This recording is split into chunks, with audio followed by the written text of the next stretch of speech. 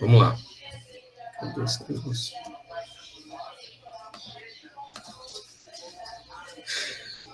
Sim.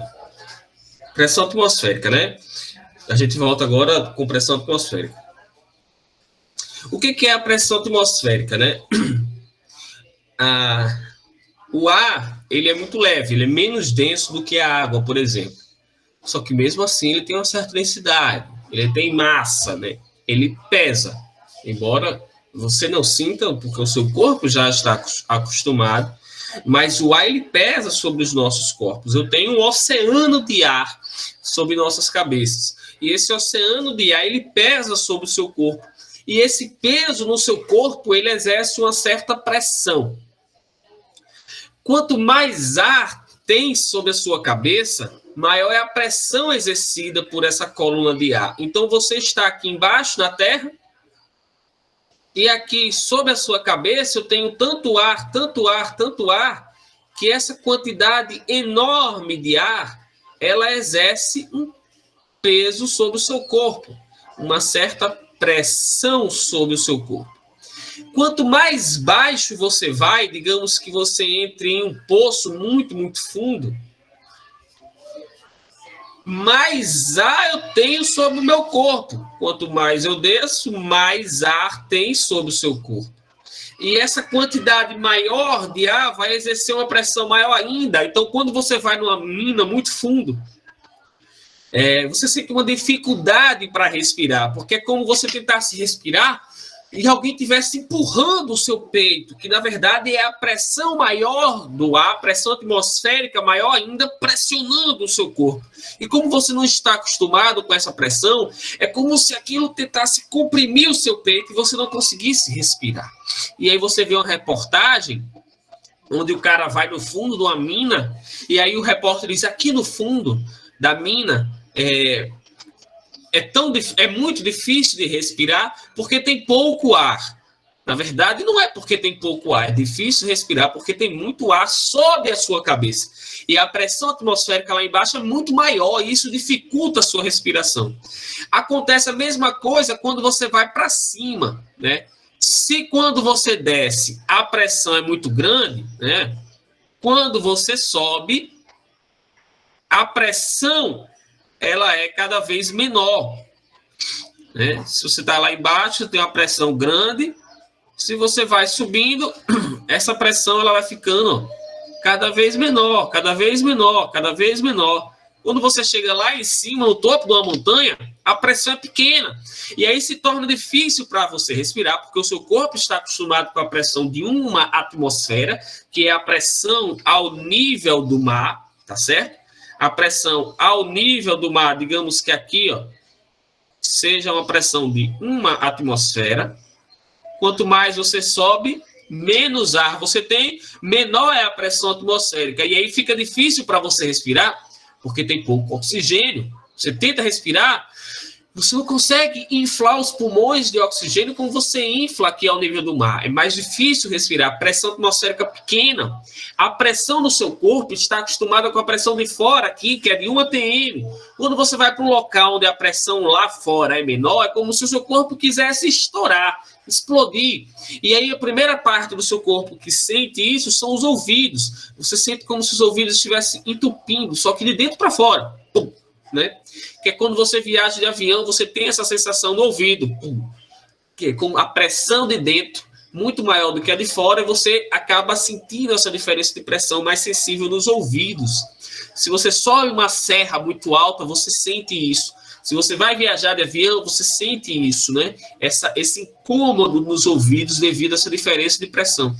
O avião ele é pressurizado a parte de dentro para parecer com a pressão de fora, quando ele sobe demais, para que a pressão de dentro fique parecendo com a pressão aqui embaixo, de 1 atm. Mas ele não consegue ser perfeito. E você ainda assim nota essa diferença de pressão na parte mais sensível, que são os ouvidos. Ou no avião, ou subindo uma serra, você vai perceber isso, tá certo?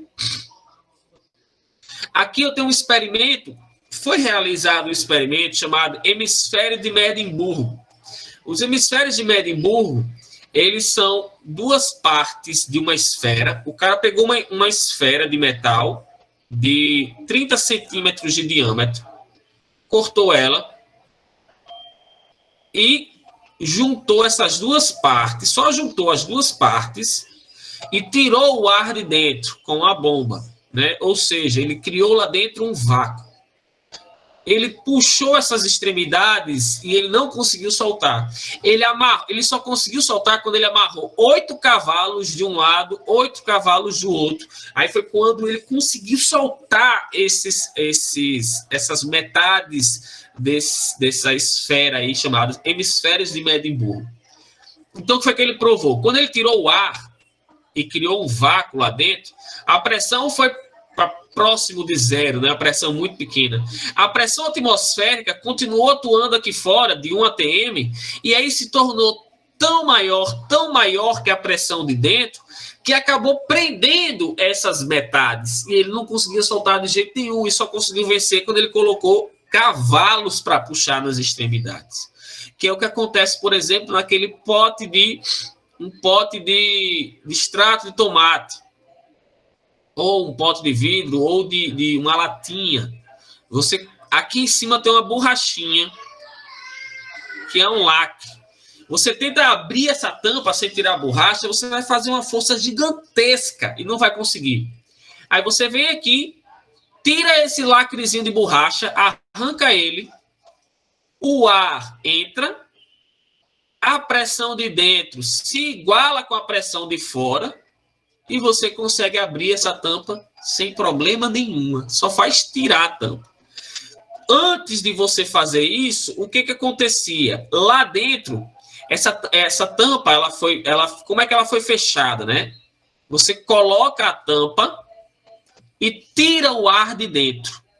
Quando você tira o ar de dentro, você criou uma espécie de vácuo aqui. A pressão aqui dentro ficou muito pequenininha e a pressão atmosférica de fora ficou muito maior do que a de dentro. E aí ela acaba pressionando essa tampa e fechando aquilo dali. Tirou o lacrezinho, o ar entra, a pressão se iguala e ela sai facilmente. Massa, né, galera? Isso tudo é pressão atmosférica. E aqui eu tenho uma ventosa. Essas duas alunas, elas estão segurando uma ventosa. Como aquela ventosa que você gruda em vidros, que é uma borrachinha, né? Circular que você aperta, ela sai. Como é que ela funciona? Na hora que você aperta, ela sai o ar de dentro. Então a pressão lá dentro fica muito pequena. E aí a pressão de fora empurra ela contra a parede, ou contra o vidro, ou contra qualquer coisa que seja, mantendo aquela coisinha grudada. E aí eu tenho duas ventosas que vai imitar esse experimento de Medimburgo. Eu apertei as ventosas, tirei o ar de dentro, né? Quando eu apertei, o ar saiu. Então meio que criou um vácuo lá dentro. E a pressão atmosférica é tão grande que prende elas ali. E essas meninas vão tentar soltar essas ventosas.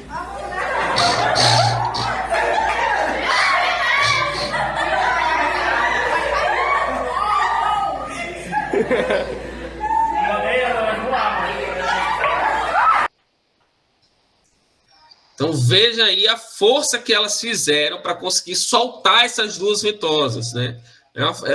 A pressão atmosférica ela é muito grande mesmo. Aqui tem alguns exemplos. Ó. Esse caminhão, por exemplo, com combustível, né?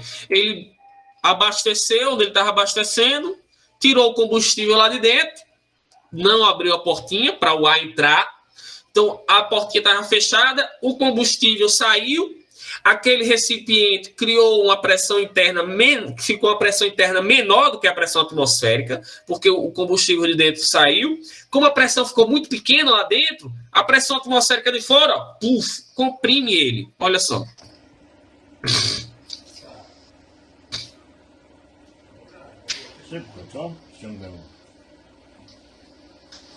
Tirou o combustível, a pressão atmosférica amassa o caminhão. Olha o outro aqui. Esse aqui foi proposital, tá?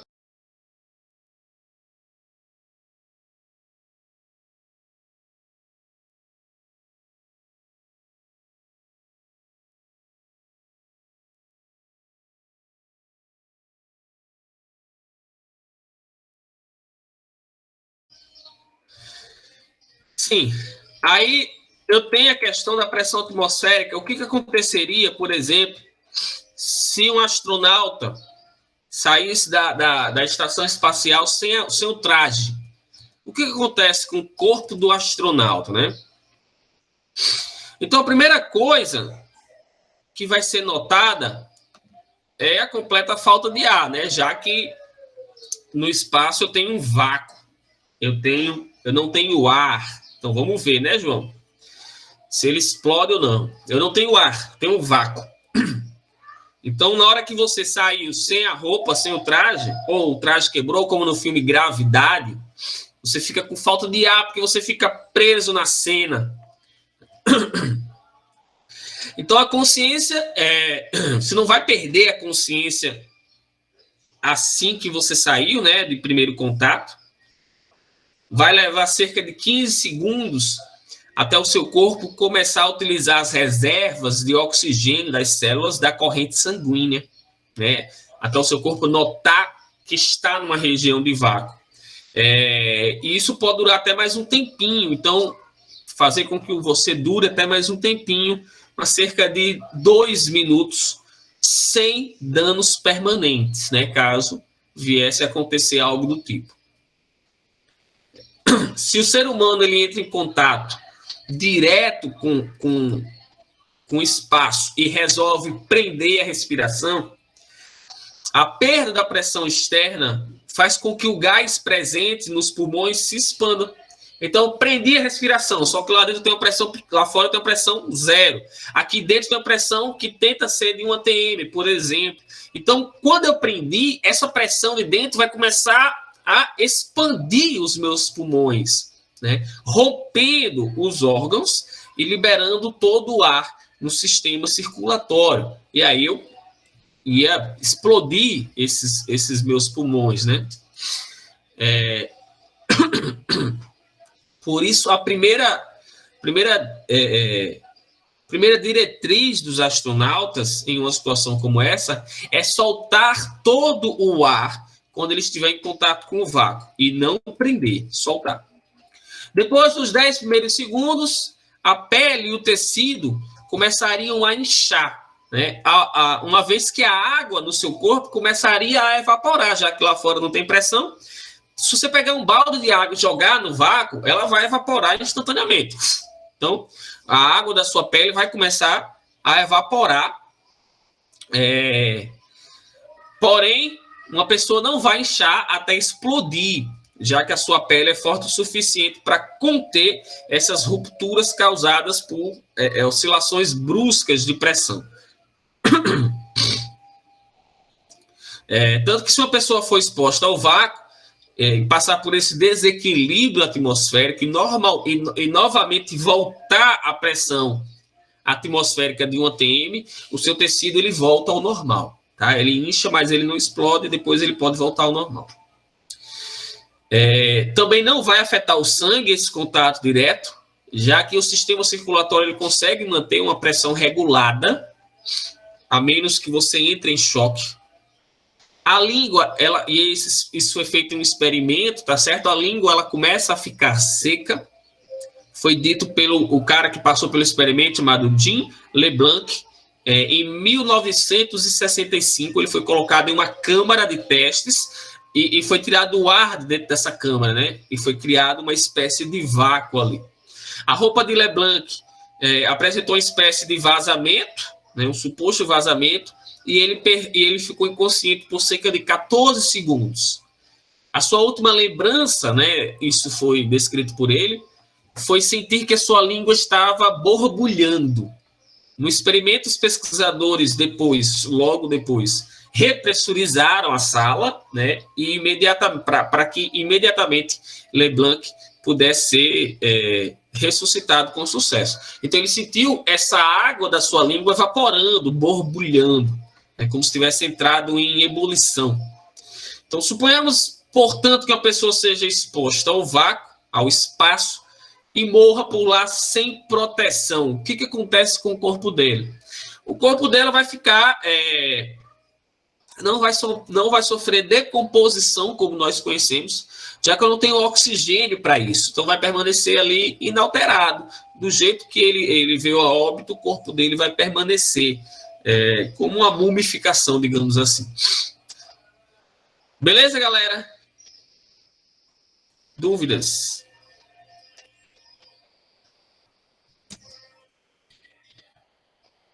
Professor, Diga.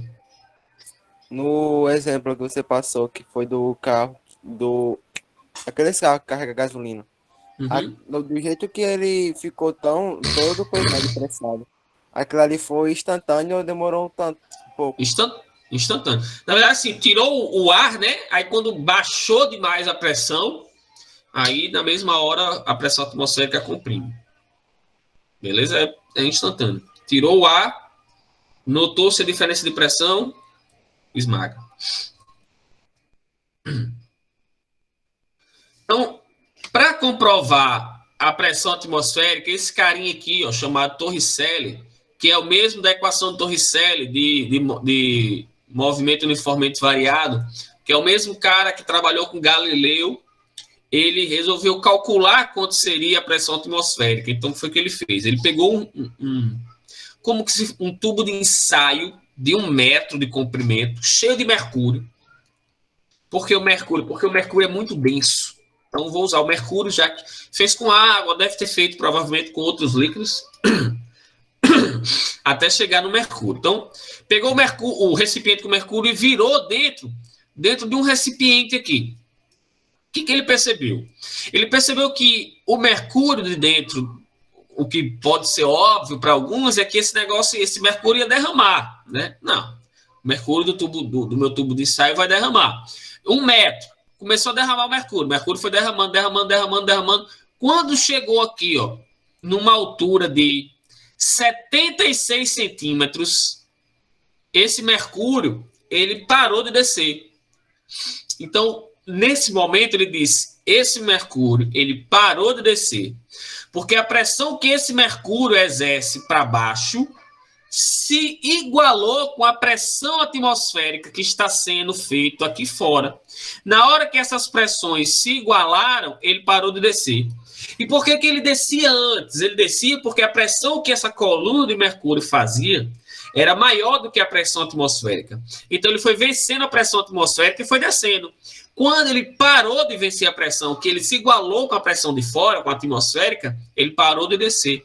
Então ele percebeu o seguinte, o ar ele exerce pressão, mas o líquido também exerce. Como o líquido é muito mais denso do que o ar, ele vai exercer uma pressão maior do que o ar. Só que vai chegar uma hora que essas pressões se igualam. E quando essas pressões se igualam, ele para de descer. E aí foi nesse momento que ele disse, pronto, a partir desse momento, uma pressão atmosférica, a pressão atmosférica ao nível do mar, equivale à pressão de uma coluna de mercúrio de 76 centímetros. 76 centímetros de mercúrio fazem a mesma pressão de uma atmosfera, ou seja, da pressão atmosférica ao nível do mar. Professor, por que ele não fez esse experimento com água? Como eu disse, o mercúrio ele é 13,6 vezes mais denso do que a coluna de água. Então, do que a água. Se ele quisesse fazer esse experimento com água, se ele pegar aqui 76 centímetros vezes 13,6, 76 centímetros de mercúrio vezes 13,6, eu vou ter uma coluna de água de mais de 10 metros. Então, para fazer esse experimento com água, ele teria que ter uma coluna, um recipiente, um tubo de ensaio de mais de 10 metros, ou um cano de mais 10 metros de coluna de água, para que ele conseguisse visualizar que a água parou de descer. Então, por exemplo, 11 metros de água, a água ia descer. Quando chegasse ali nos 10 metros, ela iria parar de descer, porque aí ela iria se igualar com a pressão atmosférica. Não dava para ele fazer isso em laboratório, né? Por isso ele utilizou o mercúrio. E isso nos dá algumas outras coisinhas bacanas. Por exemplo, existem algumas bombas chamadas bombas de vácuo, para tirar, por exemplo, água de poço. Você tem aqui um poço, e aí você quer tirar água desse poço. Se esse poço tiver até 10 metros, você consegue tirar essa água com a bomba de vácuo simples. Como é que ela funciona? Ela tira o ar de dentro do cano, né? Tem um cano aqui, ela tira o ar de dentro, cria-se ali uma espécie de vácuo. A pressão atmosférica empurra a água para dentro desse cano. E aí você consegue tirar a água dali. Qual é o problema? Se você tem um poço que tem mais de 10 metros de profundidade, tem aqui um poço e esse cano chegou a 15 metros, a 11 metros, tá? Para a gente não ir muito longe. Se eu tenho aqui 11 metros de cano, toda vida que a água chegar nos 10 metros, a pressão que ela exerce para baixo se iguala com a pressão atmosférica e a água para de subir e fica parada aqui, ó, nos 10 metros. Então, eu não consigo usar essa bomba de vácuo simples para tirar a água de poço que tenha mais de 10 metros de profundidade. Isso explica a mesma coisa de você tentar beber água através do canudinho, que eu vou mostrar já já. Aqui, para vocês compararem, a pressão ao nível do mar é de 76 centímetros de mercúrio, só que quanto mais eu subo, menor é a pressão atmosférica. Então, mais essa coluna de mercúrio conseguiria descer. Ela iria descer mais até vencer, iria vencer a pressão atmosférica até se igualar com a pressão de fora. Então, ela desce cada vez mais. Por exemplo, a 3.000 metros de altura, eu tenho uma coluna de mercúrio de 53 centímetros de altura. Então, quanto mais eu subo, menor é a pressão atmosférica e menor vai sendo o valor dessa coluna de mercúrio. Beleza, galera? Isso é a medida para você encontrar a pressão no local. Aqui eu tenho um gráfico que mostra isso. Ó. Pressão ao nível do mar vale 1 atm. Quanto mais eu subo, por exemplo, no topo do Monte Everest, aqui a pressão se vai valer 0,3, por exemplo. Quanto mais eu subo, menor vai ser essa pressão, tendendo a zero, porque eu tenho menos oxigênio, eu tenho menos ar lá fora. Então, essa pressão tende a ir para o vácuo. Certo, galera? É dúvida? Por que eu consigo tomar água com um canudinho? Né? Como é que funciona isso? Está aqui a sua boca. Digamos que está aqui a sua boquinha. Fechando o canudinho, porque ninguém toma água com a boca aberta, né? Ou suco, ou refrigerante. O que você faz? Na hora que você suga, você tira o ar de dentro da boca. Tirou o ar de dentro da boca, tirou o ar também no canudinho. Tirou o ar de todo canto. Beleza? Criou aqui um vácuo. Na mesma hora, a pressão atmosférica aqui, ó, que está atuando ainda, não deixa de atuar nunca, empurra esse líquido para dentro. A pressão está ali, ó, sempre apertando aquele líquido. Na hora que você tira o ar do canudinho, a pressão empurra o líquido para dentro do canudo, consequentemente, para dentro da sua boca. E aí esse líquido ocupa esse espaço que estava vazio.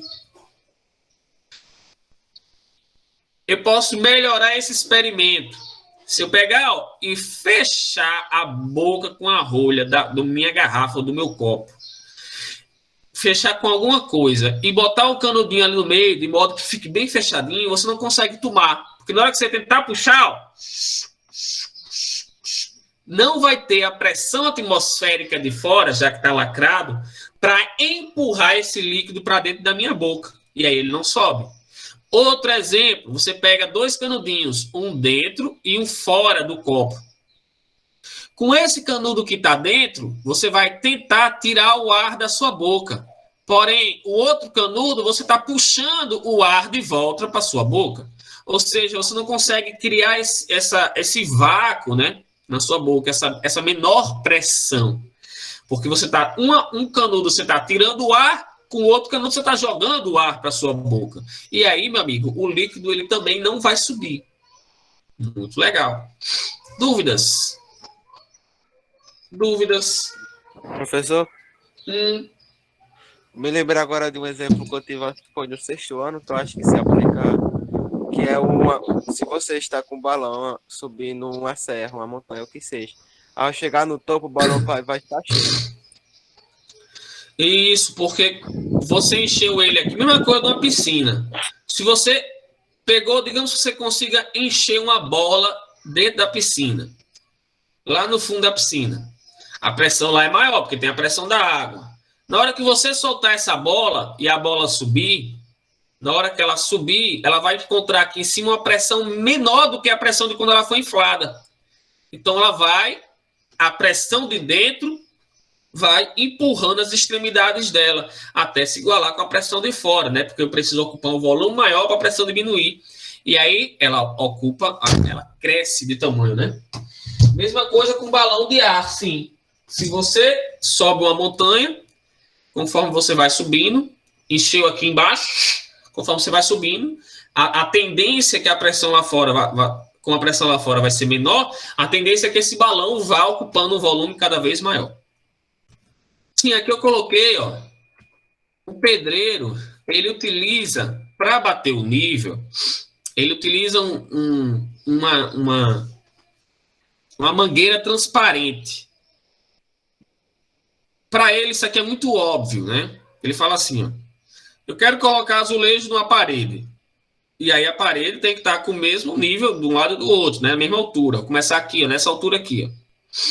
Não, mais baixo, né? Começar nessa altura aqui, o azulejo, tá? Então, para saber se do outro lado está da mesma altura, ele tem uma mangueirinha com água. Os dois lados da mangueira são abertos, ou seja, a pressão atmosférica dos dois lados atua da mesma forma. Então, se atua da mesma forma, a altura do nível, a altura da água tem que ser a mesma. Não tem como mudar se a pressão atmosférica dos dois lados é a mesma.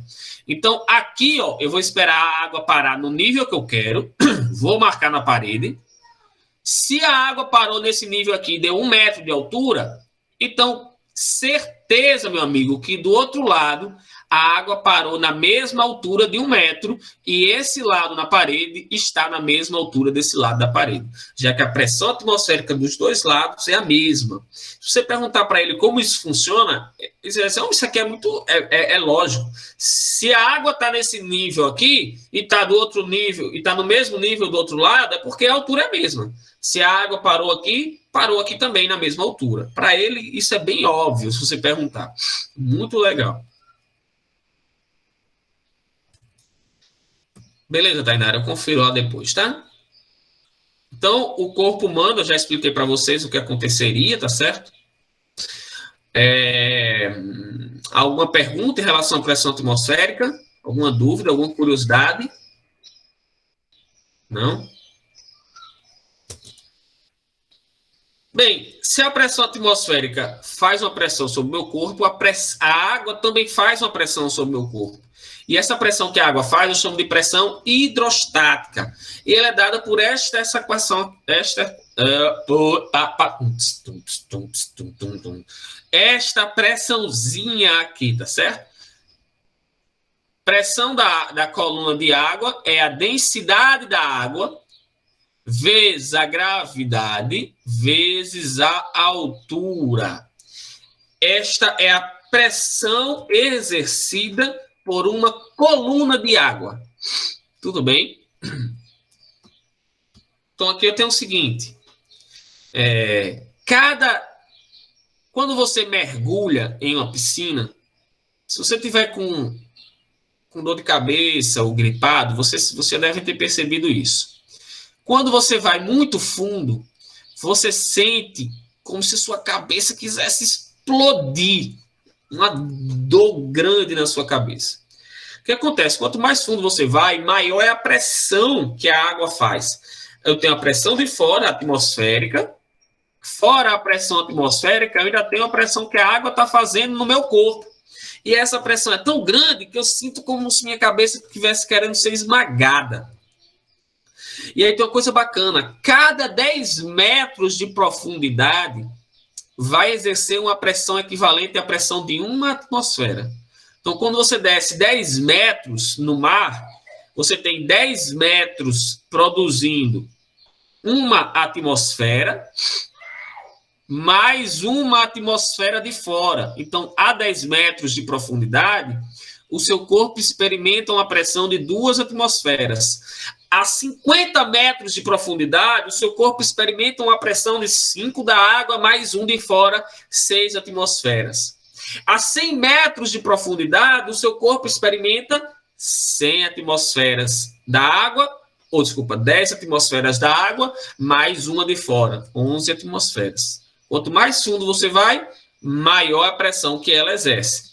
E aí, verificou-se que, independente do formato dos recipientes aqui, a pressão atmosférica aqui no fundo, se eu tenho a mesma altura da coluna de água, a pressão atmosférica lá embaixo é a mesma, porque só depende dessa altura, não depende do formato do recipiente. Então, como a altura é a mesma, a pressão atmosférica não, desculpa.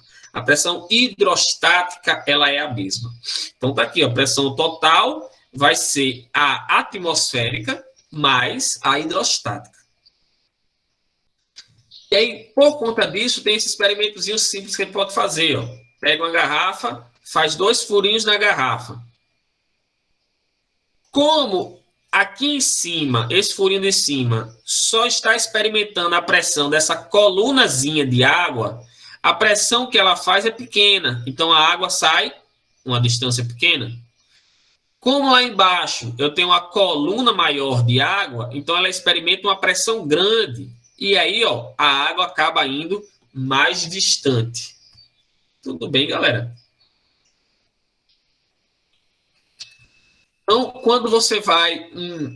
Antigamente tinha-se muito problema com os pescadores, os mergulhadores artesanais, né?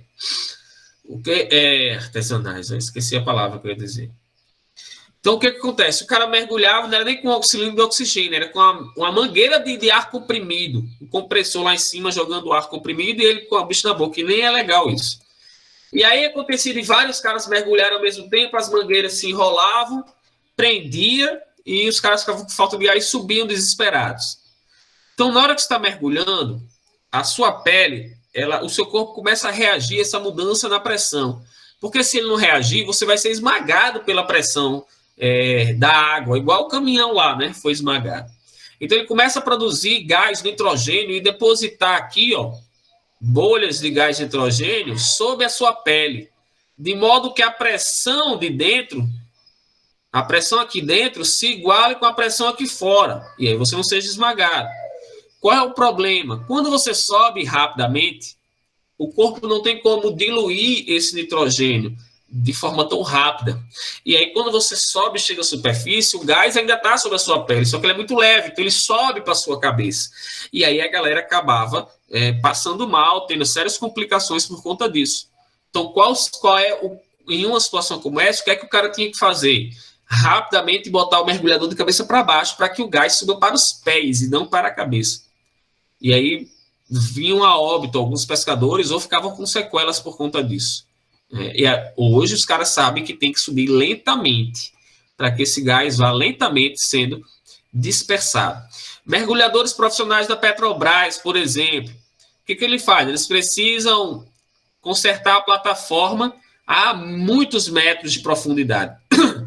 Então eles descem em como uma espécie de submarinozinho, né? Uma câmara de ar fechada, totalmente fechada, e lentamente, de modo que a pressão lá dentro vai se igualando com a de fora lentamente, o corpo dele vai se acostumando com isso.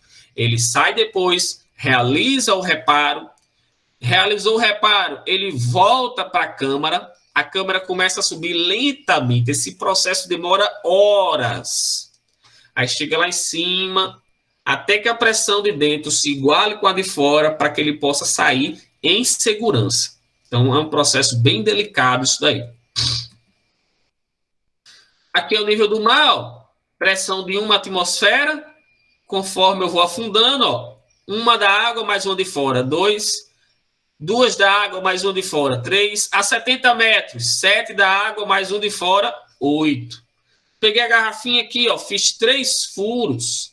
Quanto mais fundo eu vou, maior é a pressão da água. Então, a água tende a sair mais longe no furo mais de baixo. O nosso corpo ele tem uma pressão, que é a pressão arterial. E isso você verifica numa região próxima ao coração, por isso que se coloca no braço, que é uma região mais próxima. Mas o ideal é que você coloque, você verifique a pressão com a pessoa deitada, para que não sofra a influência da pressão hidrostática do sangue, certo? E aí você verifica sempre na região mais próxima do coração, para não ter tanta influência justamente dessa pressão do sangue, né? A pressão produzida pela coluna de sangue. Um abraço para a galera do Rio Grande do Norte. Tá dado. Um salve para a galera do Sul. Essa última parte que eu falei da galera que desce, dos mergulhadores, tem duas formas dos mergulhadores trabalharem, tá? Eu posso descer uma câmara. As profundidades são muito, muito, muito grandes, né? Então, eu posso descer lentamente essa câmara, de modo que a pressão de dentro vá lentamente se igualando com a de fora. E aí o mergulhador não vai sofrer esse baque na diferença de pressão, porque o corpo dele vai se acostumando lentamente a isso, até chegar ao nível que ele vai trabalhar. Ou ele desce, lá em cima ele já regula a pressão que ele vai submeter lá embaixo, é uma outra câmara, e aí ele já desce a câmara com aquela pressão, o cara faz o reparo, sai, volta, a câmara na mesma pressão sobe. Como é que funciona a abertura, tá? São duas portas. Ele vem para essa porta, fecha essa, como nos filmes de espaçonave. Abre essa aqui vai encher de água, lógico. Ele sai, fecha essa, aí ele joga essa água fora depois, entendeu? Mesma coisa para entrar. E aí, essa outra opção, ele sobe já com a câmera pressurizada, a mesma pressão de fora. Quando chega lá em cima, ele sai, ele entra na plataforma, tiram a câmera, bota na plataforma. Eles ficam lentamente dentro dessa câmera, esperando a pressão baixar lentamente, até a pressão de 1 atmosfera, para que o seu corpo se acostume e ele possa sair. Esse processo demora horas. Já passou uma vez, eu acho que no Globo Repórter, isso daí. Tudo bem? Gerlânio. Se ele sair da câmara com essa pressão grande, né? Então, aí eu posso ter complicações, por exemplo, eu tenho uma pressão muito grande, né, dentro, e aí eu posso ter essa questão dos gases que vão para a cabeça, eu posso ter uma pressão muito grande aqui dentro, que vai romper vasos, que vai romper tecidos, que vai... A mesma coisa que acontecia com o astronauta que eu falei, só que no caso aconteceria aqui, para uma pressão grande por conta da água. Para você ter uma noção, Douglas, a pressão no fundo do mar é tão grande, que o homem já conseguiu ir à Lua, já mandou um robô para Marte, mas não conseguiu chegar no fundo do oceano. Então, o fundo do oceano ainda é desconhecido para a gente. E aí tem uma coisa muito bacana, tem peixes no fundo do oceano que eles não podem ser pescados, eles não podem vir para a superfície. Porque na hora que você pesca esse peixe que está lá embaixo, que ele está acostumado com a pressão lá embaixo muito grande, na hora que ele sobe, ele morre, ele explode, né? Dentro dele, né? Os alvéolos pulmonares, não sei o que lá, como é que fala a estrutura interna do peixe, ele vai explodir porque a pressão de dentro é tão grande que ele vai inflando igual igual a bola que eu falei para vocês. Igual a bexiga, né? E ele tende a explodir. Então, eles não sobem à superfície, eles são peixes que vivem lá embaixo e nunca viram nem a claridade. Por conta que, se houver essa diferença, essa variação brusca de pressão, eles vão sofrer com isso e podem morrer. Beleza? Exatamente. POF, sonoplastia, né? Dúvidas? Mais alguma?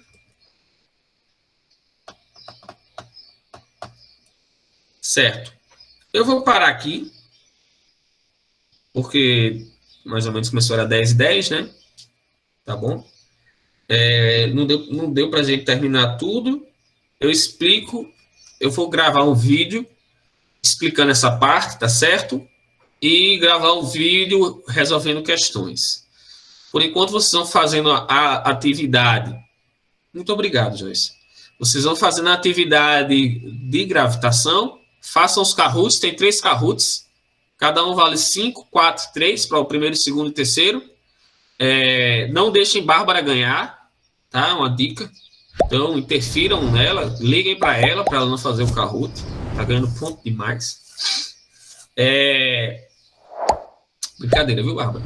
E fiquem com Deus. Fiquem com Deus, um beijo no coração e até o próximo encontro. Valeu.